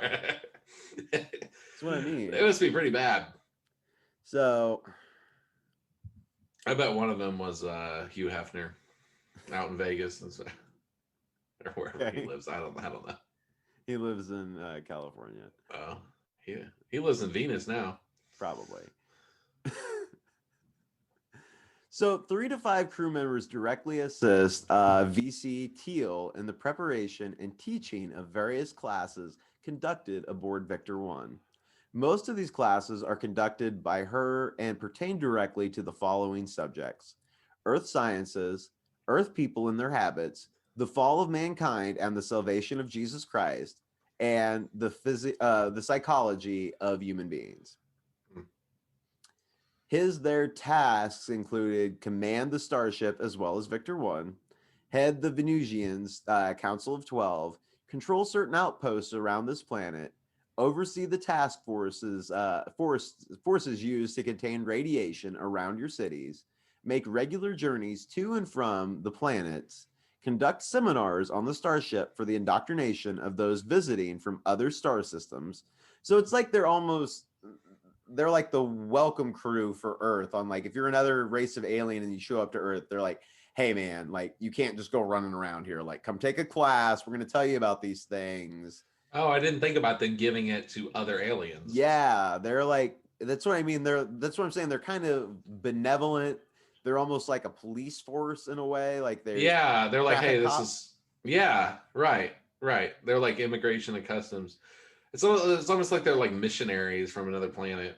And they're like, and we're almost like a wildlife preserve. Like they're making sure nobody else shows up and like messes us up. They're game wardens. Maybe, Oh, maybe yeah. until we catch up to everybody else technologically and according to Val spiritually. I'm just really mad at Eisenhower right now because that toilet sounded amazing. We could have had this. Well, that's Frank. Frank could have brought the toilet back. I don't know why Frank didn't bring the toilet back. They asked him if he wanted one, but I know it was a joke. I still feel like he could have gotten one of those toilets. That would prove aliens exist if you had a toilet. Just an awesome toilet. Yeah. Your bar is very low, Dennis. Depends on how awesome it is. I don't know. That's true. He also was to monitor discussion and plans by world leaders, prevent atomic holocaust by exercising certain limits on certain human agencies, and finally to work in full harmony with our heavenly creator. Please do remember that there are at this time 7 persons of various backgrounds and experience on this earth who have been gifted with a keen insight regarding matters pertaining to the future of this planet. It would do you good to listen to these 4 men and 3 women, one of whom is Dr. Strange's. The others will make themselves known to their groups in their respective parts of the globe.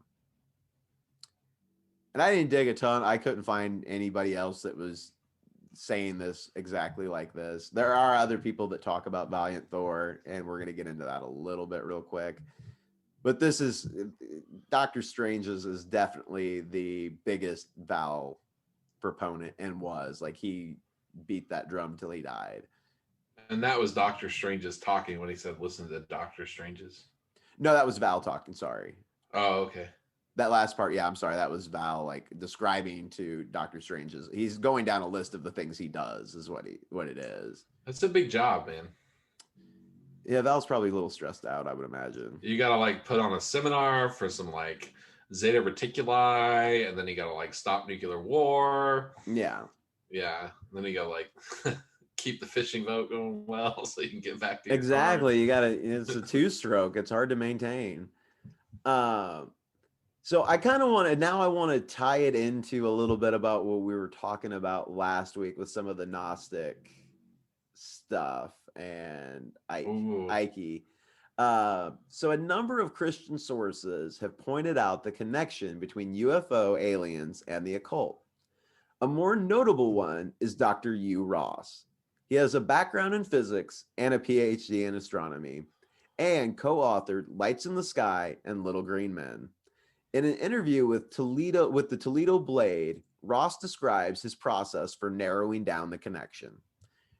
And this is from the Toledo Blade. So Dr. Ross has made his claims about residual UFO encounters and their relationship to occult activity on television and radio for over the last 20 years. Every time I do, I get a lot of angry letters, he says. When I do, I say, let's calm down. I've got a checklist of what qualifies as identifiable UFOs. I take the experience and go down the list. It gets rid of 99%. For the 1% that don't make it through, I have a second checklist. That one lists occult activities. Typically, what I discover is if it's a residual UFO encounter, the person will be checking off 4 or 5 things on the list. The more involved in occult activities they are, the more likely they are to have encounters, and the more likely they are to have repeat encounters. I buy it. Oh, what does that say about like mass sightings though? I don't know, and that is a good thing to say about. I don't know. I don't know that enough people, and this is something I think I kind of want as we do more and more UFO research and actually start talking to people. I think this is a good question to be asking people is what experience they have with maybe occult practices. Like if you played around with tarot cards, For sure. Fan of the Ouija board, have you ever tried to do witchcraft? Like have you ever played around in any of these areas that have maybe opened up doors to other things? Right. I guess, for instance, we did that interview, which will air eventually with your friend who's in the military. I guess maybe it might not be the individuals all the time. It might be like they might have free range to mess with militaries. Yes. Or something like that. Yeah. There does seem to be, like mass sightings are allowed to some extent, but they're usually pretty vague. It doesn't seem like, Although we will get into, I found a couple stories where groups claim they saw something, like whole villages see something. But again, It that could, happens. and that could be back to but a whole village, if it's just a small group of people, is likely to have a similar group of beliefs spiritually. Right. Like those African school children. So that You would heard be, that? Yeah. to go back to the how do we explain mass sightings? Maybe there's more connection between people that actually have it happen than we realize. Right. In places like America, obviously a village, it's a lot easier to kind of figure out, oh, well, they all believe in the same witch doctor or whatever. Right. So, in addition, the occult practice of adopting spirit guides is moving towards extraterrestrials as the medium. Extraterrestrials have come to represent many spiritualists. For many spiritualists, the successful achievement of the ultimate spiritualist goal, the union between spirituality and science. The peak of naturalism and modernism in our culture had elevated science to the highest method of knowing truth. But as our culture shifts away from strict naturalism and traditional religion, we are left hungry for new existential meaning. The next natural progression is a blend of science and spirituality. Uh, but because beliefs about UFOs and aliens do not explicitly invoke the supernatural and are couched in scientific and technological jargon, they may be more palatable to those who reject the metaphysics of more traditional religious systems. And Bro, that was written in the New York Times by Rutledge. you know what that reminded me of? What? Your Freemasons episode. They said part of their plan is to couch modernism as bad and religion as like the opposite side of the coin, then to find like a third way. Mm-hmm. Which would also that goes back to what you were talking about with Illuminati and possible reptilians, essentially. Yeah, right. Oh no, it's all coming together. It's not good though. I've been telling you for years, man. Like even before we did this, like the thing with aliens is like, if there's any ounce of good in them, why are they so secret? You just don't do things secretly like that if you're up to any good. Yep. And again, back to stuff we've talked about with Freemasons and stuff. The occult wants to or I guess that brings me back to the Marina Abramovich, the doing stuff in public, which that may be what the mass sighting stuff is. Yeah, it might be like a mockery. It's a mockery. Well, and it's creating confusion that kind of creates this wonderment, and is there something else out there? And then there's these pockets of people when whatever this is does happen, they've already got some experience related to it, which makes them more open to it. Yeah, right. Yeah, I get that. Because if you have tons of people all over the world that go, oh, I saw this 10 years ago and nobody believed me, and look, here it is. It's a little thing that then you'll be like on their side because you'll be like, I told you. Yeah.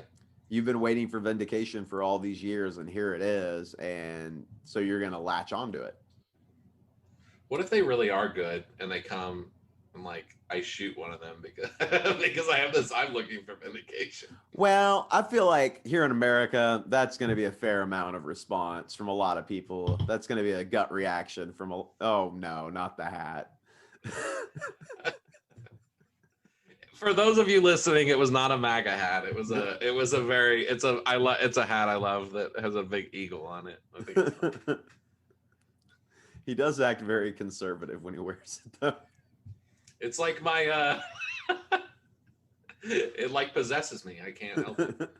I put on the eagle hat and I become racist. I become racist. Oh, so all this kind of reminds me of Galatians 1:8, which says that, but even if we are an angel from heaven should preach to you a gospel contrary to the one preached to you, let him be accursed. Yep. So RET is promoting a false gospel, just as a demon would. Perhaps UFOs and aliens are the new wrapping paper for old idolatry and false religion. Demons have been inciting humanity to worship them instead of God, the triune God, for millennia. Well, except for Thor, apparently. Yeah, he's again. Yeah, it starts weird. out that way, but as Stranges goes on, it kind of becomes less about spreading this message, and it becomes more of like a secret knowledge type of thing. Right. Yeah, just like we were talking about last week. Yeah. Yeah. Dude, also Like he's in the know. He gets to go to the ship. They're telling him all this special information. It's not, I don't know. It becomes more about knowing about Thor and what he's doing than it is about Jesus, I guess, as a Christian minister or whatever. yeah, I'm guessing Jesus never like visited the ship to say hello. No, Jesus never stopped by. Yeah. All right. Even though he's like buddy buddy with the Venetians is what. Yeah, I don't. That was unclear because I maybe that's where I don't know. I don't know because he takes off at times to go travel around the like solar system and universe too. Interesting. I don't trust him. But so yeah, I don't know. You get into that. Jesus obviously wouldn't come to the ship because that would be the second coming. Yeah, this is again becoming like very Gnostic. Yeah. Yeah. So I want to talk about there's one other big prevalent voice in the Valiant Thor case, and this guy has a completely different story. Okay. Yeah. But it's still about the same guy. Yeah, kind of. You'll see. So Phil Snyder claimed to be a former U.S. government geologist and engineer who was involved in the pre-construction of various underground Black Ops military bases. Most notably, I should have looked up how to say the Dulce base. Dolce. Dulce. The Dulce base is the subject of a conspiracy theory claiming that a jointly operated human and alien underground facility exists under Archuleta Mesa on the Colorado-New Mexico border near the town of Dulce, New Mexico in the United States. Claims of alien activity there first arose from Albuquerque businessman Paul Benowitz. Starting in 1979, Benowitz became convinced he was intercepting electronic communications from alien spacecraft and installations outside of Albuquerque.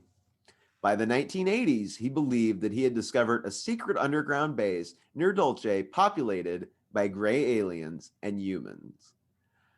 Now, residents of Dulce claim to have seen UFOs, moving lights, and other unexplained sightings in the area. The Jicarla Apache Legislative Council President Ty Vincenti, quote, has embraced the notion of a Dulce base, partly in a push to stimulate tourism. And in 2016, the town hosted the Dulce base UFOs conference at the local casino hotel. So that's his like claim to all this, is like he's kind of been in the know. Now, Phil was a Texas type straight shooter, and unlike Strange, there are no spiritual undertones in his claims about Valiant Thor. But his most well-known presentation delivers a litany of patriotic sermonizing and exhortations to take America back from leadership that lies to the American people. Also, unlike Strange's, who seemed seemingly devoted his life to Valiant Thor and New Age spirituality, Snyder's coverage of Valiant Thor is just like a footnote. In a presentation from the Preparedness Expo in May of 1995, he spoke for over an hour, making numerous claims about secret government projects and the alien agenda, all of which are their own rabbit holes to get lost in. Yet for 3 minutes, he spoke of the alien Valiant Thor. They were wild. Most of what Snyder's claims they're impossible to verify. The context of Snyder's Valiant Thor claims are that there is an ongoing alien threat. Our military and other countries' militaries have been in constant conflict with them since at least 1979, inside secret underground bases. There are 11 distinct species of aliens. 2 of them are benevolent. 1 had to leave because their world was under attack. Leading up to this point, Snyder described some of the work he had done for the government in these secret underground bases and his involvement in an attack with one of the malevolent alien races, during which he got injured from a projectile that was shot at him by an alien that caused him to have cancer. He did, in fact, have cancer, and he later died of cancer. That's a pretty devious weapon. You're like, bam, and you're like, ow, that didn't hurt very much. And they're like, in just 15 wait 20 years, years. though. Yeah. That sucks. It was just a plutonium gun, really, is what it was. This is a uranium plutonium gun. They're just using Karen Silkwood technology. For real though, what did he say about Valiant Thor though? Is Valiant good or bad? And he says we're at war with these things. Well, I was just kind of setting him up a little bit. He doesn't exactly know Valiant Thor. The thing is, Snyder's reference to Valiant Thor actually comes from his father. Snyder would hold up a photo. So in this at this expo that he's speaking at, Snyder holds up a photograph and identifies the person in the bottom middle with lighter colored hair as Valiant Thor. Now, if you remember from earlier, this does not look like who Stranges says Valiant Thor is. We have two Valiant Thors. Yeah. So in this, he's got like short hair, kind of a square jaw. He looks meatier than the one that Stranges claims is Valiant Thor. What year was this Schneider picture taken in? Well, we're going to get to that. Okay. So when you look at the picture, you see Valiant Thor, and then he identifies his father as sitting kind of right behind him to the right. And Snyder says that this photo was actually taken in August 1943 in the ready room of the USS Eldridge. Which, something else we haven't talked about on this show yet, but we are going to talk about at some point. But we're going to brush by it real quick. If you don't know about the USS Eldridge, it was a Cannon-class destroyer escort naval ship. Phil Snyder states that okay, so do I go into it more here? I don't want to. I'm going to. Okay. The USS Eldridge was the ship that it was believed to have disappeared at one point during the Philadelphia experiment. Oh. Anyway. Okay. I didn't. Oh. That's what you need to know about it. I thought you were already aware of it. So, but that's what you need to know about that. It was believed. I'm going to end up coming. I probably have it in here. I'm aware of the Philadelphia experiment. This is that ship. I had not cataloged them. Yeah. Okay. So Phil Snyder states that Valiant Thor had actually been assisting the U.S. government at the Pentagon for 58 years, beginning in 1937 or 1938. Here's the thing, though. The Pentagon's construction began on September 11th, 1941. So there's a small discrepancy there in what he's saying. But again, this is secondhand knowledge from his father, and he's kind of piecing this together. Well, also at the Pentagon, yeah, could just mean with the U.S. military. Yeah, I mean, he's saying this in like the late 90s, so yeah, he's saying it in ways people might understand. Yeah, and that's true. I guess it would be easier than describing whatever the group was called that would become the Pentagon or whatever office they were at. It wasn't a new thing, this government intelligence or whatever. Yeah. It was just they built a building. And you're talking 2 or 3 years before it was built. Yeah. So, yeah. So the Pentagon was built right after the supposed discovery of the alien agenda, somewhere around 1933, as well as the coincidental construction date of September 11th. Frank Strange's claimed Valiant Thor came to Earth in 1957. So there's a 20-year difference between the two. Right. Now, next you can see pictures of Phil Snyder's father. So you can see younger pictures of him. This was 1943. He was a medical officer for the USS Eldridge.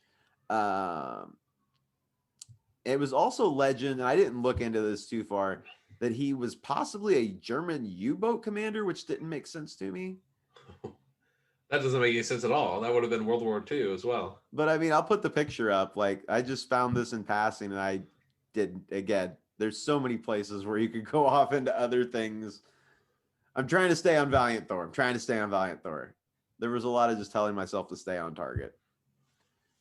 So he was a medical officer in the Navy and was claimed to have been on the USS Eldridge. It's plausible the man Phil identifies is his father, and Snyder describes the rest of the personnel in the photo as the atomic bomb scientists of the day and time variant experimentalists of the day. So I'll let you look at these. So we've got guys, pictures of two guys here on from the other picture where Val was. There's men sitting on the other side of the room. It's believed that they are actually Arthur H. Compton and Carl T. Compton, who were a father and son who worked on the Manhattan Project. That's a fun activity to do with your dad. Yeah. Oh, and here's my notes about. I did have my notes about the USS Eldridge. It was famously, like I said, it teleported briefly on October 28th, 1943, during the Philadelphia experiment. It went invisible, and it's believed it teleported. There are claims that when it phased back into visibility, soldiers on board, some of them were partially fused into the bulkhead and structures of the ship. This is a fun fact. It's a fun fact. Yeah. We got to do a show on that eventually. We're going to at some point. I think I've already got a bunch of information put together on that because we've talked about it before, not on this show. So after reviewing numerous photographs of these two scientists, it's plausible that the two individuals on the left side of Snyder's photo could be Arthur H. Compton and Carl T. Compton, but that's disputable. Haven't found any evidence to corroborate or contradict Snyder's claims about any of the individuals in the photo. In terms of personnel, we're kind of at a stalemate. There. There are, however, some holes in Snyder's story regarding the timeline and the composition of the naval ship. He said the photo was taken in 1943, just before the alleged Philadelphia experiment. However, there is a problem with the lights. Neon lights were not built into Navy ships before the early 1960s. In addition, there is no space or room that are big enough on a destroyer escort ship. The photo is of a mess hall, the largest room. I'll put this up if you're listening to the podcast. It's just a mess hall on a ship. It's super cramped. You can see cooking area. There's a few tables to sit at and stuff. It doesn't look nearly as big as the room they're showing that this meeting supposedly happened in, that Thor's in the room that's happening on the Eldridge. Does that make sense? Yes. Okay. This room would not exist on a ship, is what you're saying. Yeah. In the 40s until the 1960s. And there was the argument with the lights. I kind of thought when I heard that was like, well, but also this ship teleported or disappeared like so that maybe year. They had neon lights. Yeah, maybe they had some nicer lights than what they were putting on everything else at that point. Like that part really didn't throw me that far. I get that it's a detail that makes sense. Yeah, but this was a.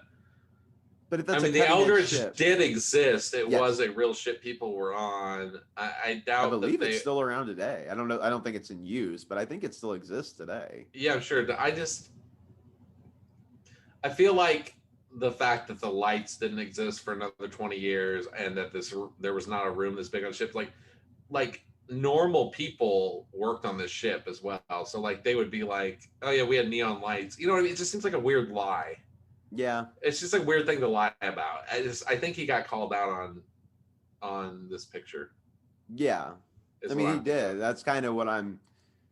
And like, again, he doesn't talk about it the way that Strange's does. He kind of mentions it. Like I said, there was one other talk and it was even less meaningful than this one, but he only spends a few minutes on Valiant Thor in this rant. And he's the only other real prominent big person that ever really mentioned him. Yeah. But again, nobody ever discredits Strange's either. Really. Yeah, I'm not sure I'm buying Schneider. Yeah, another picture I found, which again looks even different, and this is the last one here, is a picture of supposedly Val Thor and Vice President Richard Nixon in March of 1957. So this would have been sometime right after they met.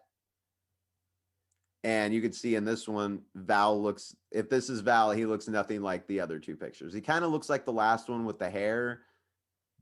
But it's almost like if that is him in that mess hall or whatever, like he lifted a bunch of weights while he was here, maybe. Because this picture with Nixon looks closer to what Strange's was saying, essentially, but with a different haircut. You're muted, I think. Who's the person that says this one with Nixon is real? Was it Schneider or Strange's? I don't remember where I found this one. I think this was bulked in with all the Strange stuff. Like Strange's was saying this was him too. Okay. But again, he looks different. It threw me off because yeah, it was Strange's who gives this picture of him with Nixon. Which I think is weird that he would present something that kind of looks different than the other thing he's presenting. Yeah. Does Strange's explain why this dude's like super skinny and blonde and the other dude's like short and No. He's not short. Well, Okay. I think you're confusing different pictures here. I'm talking about the one with Nixon right there. That's the one from Strange's. No, I know. The mess hall one is from Schneider. Yes. Yeah. But I don't think he looks. I think he's just sitting down and it's throwing you off in the like big medium one. I can see those being the same person. I can see it. Maybe. I'm looking at the two. I could see it. Oh, but again, this mess hall picture is supposed to be from 14 years before. Right, but then, I mean, consider this, though. Maybe that is a real picture, but we know it's from the 60s because of the room and the lights, and Schneider's just a liar trying to connect it to his dad. That's possible. That would, you know what? That would make more sense. Yeah, because it just, to me, it seems like a really weird thing to lie about. It seems like he got caught on some stuff he doesn't know about ships because he was never in the military. It just... We had bigger mess halls than you know about. And we had and if you look neon into lights, it seems like a weird thing to keep secret. If you look into Schneider too, like he kind of had a habit in his speaking. He would kind of, I mean, they both kind of did. If you watch like lectures from them and stuff, they would kind of say some outlandish stuff and then just kind of bounce onto another subject. Like they wouldn't take a lot of questions. They'd be like, "That's when I got shot by the cancer gun." Anyway, any questions? Yeah. So, yeah. That's Valiant Thor. Wow. Okay, so is he still operating on Earth? As far as I know, yes. Again, the only person that I found that was admitting to having straight contact with him was Strange's, even though he says that there's other people doing it. I haven't come across anybody else. So if you're in communication with Valiant Thor and you're listening to the show, please reach out to us. We would love to talk to you about For real, though. For real. I'll take... Yeah. So I've started playing with a Ouija board to get more involved in the occult. That way, you know, they'll start contacting me. So good. I sacrificed a chicken over the weekend. Perfect. That's exactly what this show needs: is more chicken sacrificing. I was trying to summon a gray. Hopefully, get one of them on the line. I think they like cows. Well, they do. If South Park taught me anything, they're into cows for some reason. Yeah. Well, Patrick, this is really good. Honestly, man, this was so much that I feel like I need to just think about it. That's a lot, man. That's a lot of, yeah. I tried to sprinkle my opinions through it, but yeah, it was kind of, there's a lot, but I didn't want to try and break it up into different parts either, because it all. Yeah, no, I don't mean a lot like it was too long or anything. I just mean like it's coming at you hot and fast here with all the different theories and yeah. I believe that. I mean, maybe everyone's just a liar and there's no such thing as Valiant Thor. But if this is real, I think Mr. Strange is getting duped by some demons, man. That's kind of. That's the way I lean. Something doesn't feel right about the whole thing. No. Also, wait, if they never fell, how come he has a lifespan? Shouldn't he never die? I don't know. I just keep going back to that "we never fell" thing. It just seems weird. And then like almost like a superiority move. Yeah, a superiority move. Yeah, I think and again they're operating in secret. I just I don't trust Valiant Thor, man. It's a little suspicious. I know we're going to be on some aliens lists. I'm sure they're listening to us. I'm within 1,200 miles of Las Vegas, so I'm sure. Yeah, so he's probably watching us right now. We're probably one of the 360 at this point. Potential long-term threats. Didn't he say, what did he say his lifespan was? Oh, 490 years. That's 70 times 7. Yep. Yeah, either this strangest guy is a crackpot and this was his like snake oil salesman, I'm a prophet type stuff, or like he got looped in with some. I'm giving it like a 5% chance that the Venusians never fell and they're like budding around with Jesus and they just want to help us like cure diseases. Like that's what I'm giving it. Yeah, it's I also. And that's assuming it's real. I'm Yeah. giving it like a 0.0003% chance if we assume this might just be a lie, but like assuming Val exists, I'm putting it in like the very minority position that he's up to any good. Yeah. I don't know. Oh man, what you've been reading about this all week? Like what do you? I know you tried to sprinkle it in, but do you have a conclusion? I really don't. It comes down to the same thing with me on almost all these alien hybrid, all the different things. Is I can't tell if it's demonic or if it's just some less than honorable thing that's out there. Yeah, that was like maybe just us stupid humans were just like, oh, it's evil, but it's just some advanced. Yeah, it's like when you're a little kid and you think that like football teams, one of them's the good guy and one of them's the bad guy. Right. When really they're just both trying to win the game. Right. We don't know what their game is. No, we've talked about it some with like the soul stealing. Who knows? Maybe there's something that I don't know. Yeah, maybe they're not. Put a hard like I believe that it's this at this point. It's definitely it irks me in both directions, really. Like I can't straight up say like, oh, that's a demon, but I also like it's not an angel. I will say that I do not believe Valiant Thor is any kind of an angel, heavenly being. But he didn't claim to be. No. He claims to be like the next best thing. But he doesn't claim to be a demon either, but we're pointing in that direction. Yeah, I always put myself in this position. What do you do tomorrow when the ships land and they say all the stuff that they've been telling abductees? Like, where do you go from there? Like, I always think of it in that terms because I'm going to tell you right now, if Valiant Thor landed tomorrow with 300 ships, I'd be telling people, don't listen to this dude.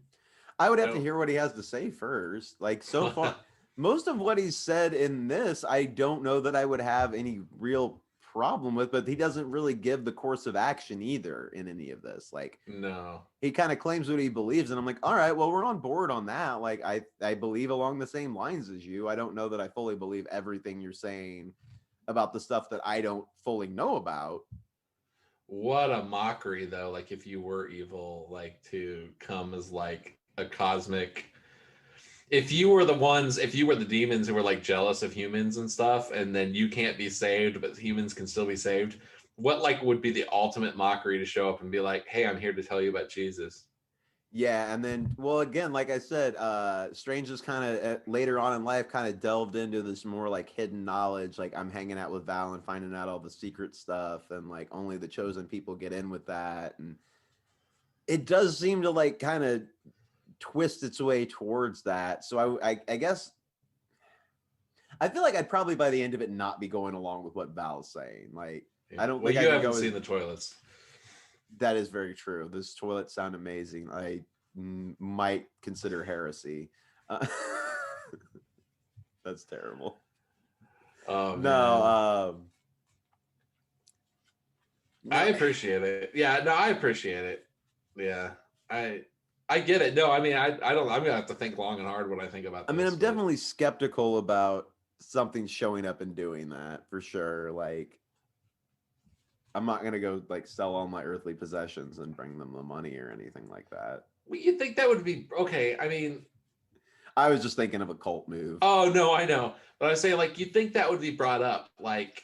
Okay, if the aliens show up and they're like, all right, all your religions are false, so let us show you some stuff. Okay, like I might listen a little bit. I'm not going to believe, but like I might listen. But if they show up and they say, your Bible is real, Jesus is real, now let's tell you what else is up. That's almost more scary because the first one could just be like a difference of opinion. The second one, it's like, why didn't the Bible mention you showing up then? Like 300 spaceships. You know what I mean? It seems more deceptive. It seems like worse almost. Yeah. I mean, everything about at this point, with as long as they've been hidden, it's all deceptive. Yeah. Although, yeah. Ah, I don't know, man. It's a really good I'll leave episode, but everybody to just ultimately form their own opinion not on my this. America. Stay out. Oh Stay out of my God. America, Venusians. Oh God, that's definitely the end of the show. It's gonna be hard to tell you I love you with that hat on, to be honest with you. I love Um, that hat. well, thank you all so much for listening. I hope you found this thought provoking and informative and entertaining to hear and learn about. Valiant Thor, Mm. the man from Venus, just if true, crazy. So Yeah, it's nuts. thank you, Dennis, for letting me put you through this. Everybody go like, share, subscribe, tell a friend about the weird thing you just listened to, and cherry pick like your favorite episode to show them. So we appreciate that. It helps us out a lot. We'll be back next week. Thank you. Thank you, Patrick. Love you. Love you. Bye.